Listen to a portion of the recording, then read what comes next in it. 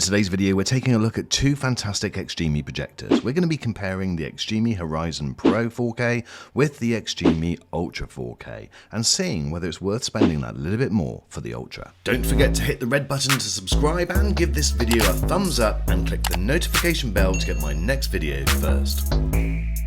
Now, I have done individual reviews on both of these machines and I'll leave the links in the description for that. I'll also leave links for the latest price because you never know, you might be able to get a bargain. Now, I do have to say right from the start that both of these projectors I believe are fantastic. They deliver an incredible image and I think they offer really good value for money. I believe that when I first reviewed the Horizon Pro 4K, it was the first projector that I genuinely thought could replace your TV. And that opinion hasn't really changed. You can get up to 200, 300 inch images and an incredible quality. Both of these machines look brilliant, but definitely the XGIMI Ultra has the edge. Its build quality is just insane, and with that drop-down dust cover, I think it looks fantastic. The Horizon Pro does have controls on the top, so you can operate it without using the remote control. Both of the packages that this comes with are very similar. You get the power cable and you also get the remote, which again is very similar. The automatic drop-down cover on the Ultra certainly adds a bit of theatre, but it does protect the lens also. So just before I show you the head-to-head, the main differences in these two projectors is that the Ultra has 2300 ISO lumens, whereas the Pro has 1500. The Ultra is a laser and an LED light source, where the Pro is just LED.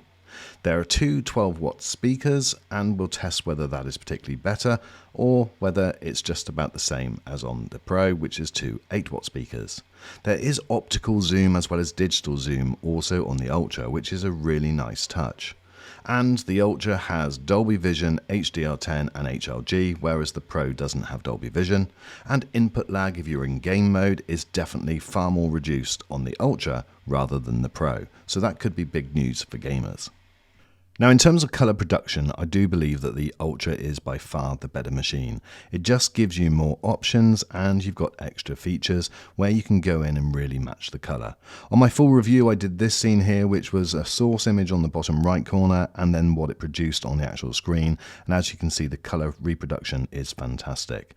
It also has got those extra features like Dolby Vision. And therefore, when you do put Dolby Vision content through the machine, it gives you a far more cinematic feel and just feels exactly how it's intended.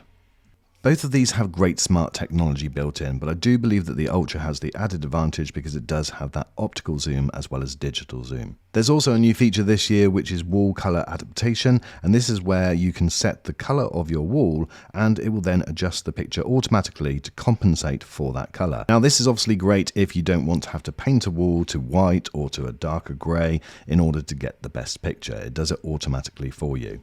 In my opinion, XGIMI is the leading manufacturer in terms of smart technology for keystone correction, autofocus and obstacle avoidance, and both of these machines have got these features built in. They do a really good job, it's quick and it works all of the time. There isn't any issue at all.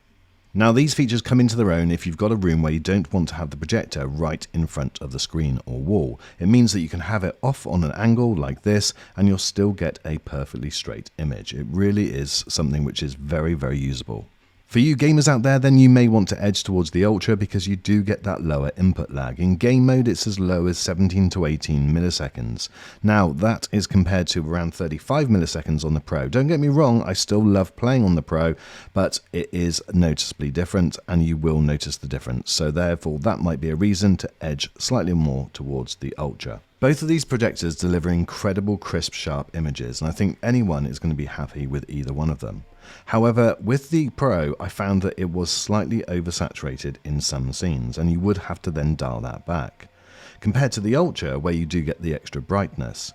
Now, it may well just be a preference for people, but that extra brightness certainly comes into its own with brighter scenes, and as you can see from this still shot, there is a huge difference in the brightness.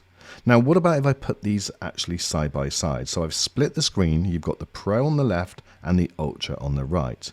Now, don't get me wrong, if you saw the whole screen of the Pro, you would be delighted, but you can noticeably tell the extra brightness of the Ultra. It really is quite noticeable in a lot of scenes. Now, these next shots show how good the Ultra and the Pro do in daylight viewing and also in nighttime viewing.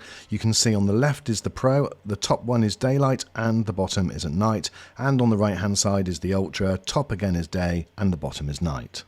For me, it just shows how good both projectors are. They deliver incredible images no matter what the circumstance.